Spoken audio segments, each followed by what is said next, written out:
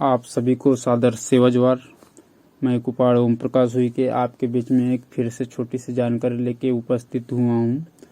आप सभी को सेवा सेवा सेवा जोहार।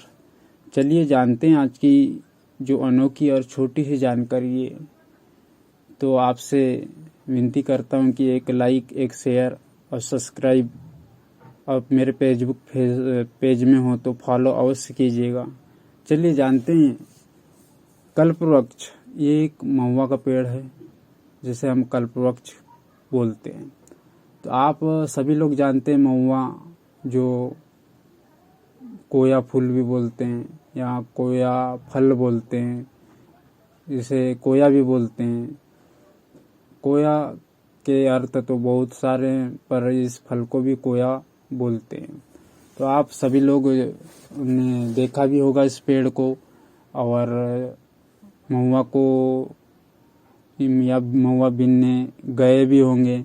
मैं जब बचपन में अपनी दादी के साथ 3 बजे 4 बजे रात को जाते थे, पेड़ के नीचे मस्त आग लगाते थे, साफ सफाई करते थे और इंतज़ार करते थे कि महुआ कब कब गिरेगा, कब कब हम अपनी टोकरी भरेंगे और यहाँ से घर जाएंगे।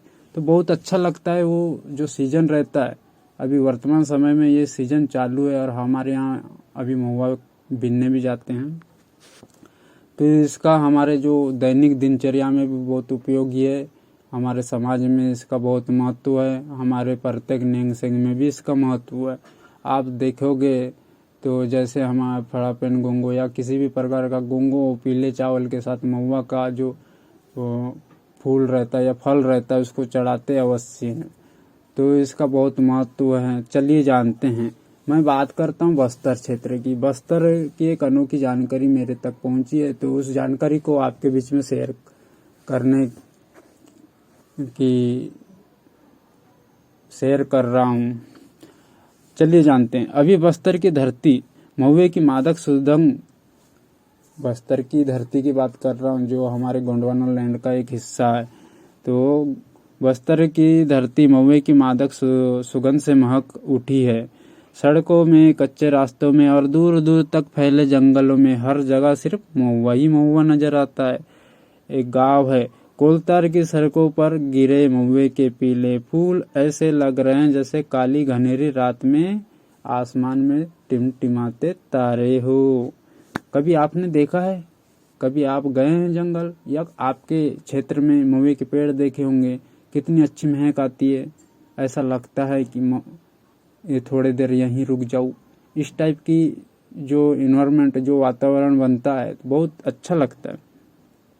हवा में फैली महुए की सुगंध आते जाते लोग मदहोश हो जाते हैं। अभी किसी से भी पूछो क्या चल रहा है भैया भाई, तो कोई भी बोलेगा, हर किसी का जवाब यही मिलेगा, क्या चलेगा, बस महुआ बीन रहे हैं। क्या बच्चे, क्या बूढ़े, महिला पुरुष सभी महुआ बीनने में व्यस्त हैं। पेड़ों से टपकते महुआ को बीनने की जैसे होड़ सी लगी हो। और बस्तर क्षेत्र में तो आप जानते हैं, जो कोई भी गया होगा या वहाँ रहते होंगे तो आप सभी लोग तो जानते हैं कि हमारा बस्तर कितना प्रचलित है। बस्तर में महुआ यहाँ के जनजाति हो या गैर जनजाति हो, दोनों समाजों के लिए कल्पवृक्ष के समान है महुआ। जनजातीय समाजों में जीवन का एक अभिन्न अंग है। महुए से बनी शराब बस्तरिया मानुष की जिंदगी का सर्व प्रमुख पेय पदार्थ है। महुए की शराब के बिना बस्तर में कोई उत्सव या सामाजिक कार्यक्रम संपन्न हो ही नहीं सकता। शराब बनाकर बेची भी जाती है जिससे कुछ आमदनी भी हो जाती है। महुआ बस्तर में कल्पवृक्ष इसलिए है क्योंकि इसके सारे कई घरों का चूल्हा जलता है। महुए के पेड़ से हमें बहुत सारी चीजें मिलती है। गुल्ली मिलता है, लकड़ी मिलती है, महुआ मिलता है, बहुत सारे हमारे फायदे हैं। चूल्हा जलता है। महुए के फूलों के बाद निकलने वाले टोरा फलों से खाद्य तेल की आपूर्ति होती है। जो टोरा बोलते हैं ना, जिसे गुल्ली या गाढ़ा, हम गोंडी में बोलते हैं गाढ़ा गुल्ली, उसका तेल इतना मिठास होता है, ये सोयाबीन के तेल से भी आगे होता है। हमारे जो पुरखे हुआ करते थे, माफ कीजिएगा, पुरखे थे वो पहले गुल्ली का तेल का ही उपयोग किया करते थे। आजकल सब तकनीकी कारण से हम मशीनों में जाते हैं या फिर दुकान से खरीद के ले आते हैं सोयाबीन का तेल, उससे बहुत अच्छा था। ये रोग प्रतिरोध क्षमता को भी बढ़ाता है। इसकी लकड़ी जलाने के लिए उपयोग में लिया जाता है। महुए के और भी कई फायदे हैं, इससे लड्डू भी बनाते हैं। कुछ लोग महुआ के फूलों को सुखाकर चपाती या हलवे में भी इस्तेमाल करके खाते हैं। इसके अलावा महुए के फूलों को जानवरों के लिए पोषक आहार माना जाता है। महुआ का एक वैज्ञानिक नाम भी है, आप नोट कर लीजिएगा, मधुका लांगीफोलिया इसका वैज्ञानिक नाम है। तो जैसा हमारे तीज त्यौहार होते हैं तो आपने देखा होगा एक पोरा पंडुम आता है, तो उसमें भी ये देखा जाता है कि हम महुआ के लोया बनाएंगे, लड्डू बनाएंगे और फिर उनको भूंज के हम भी खाते हैं, जिसे कोया बोलते हैं। और अपने जो गाय बैल जो हमारे घर में पशुधन है उन्हें खिलाते हैं।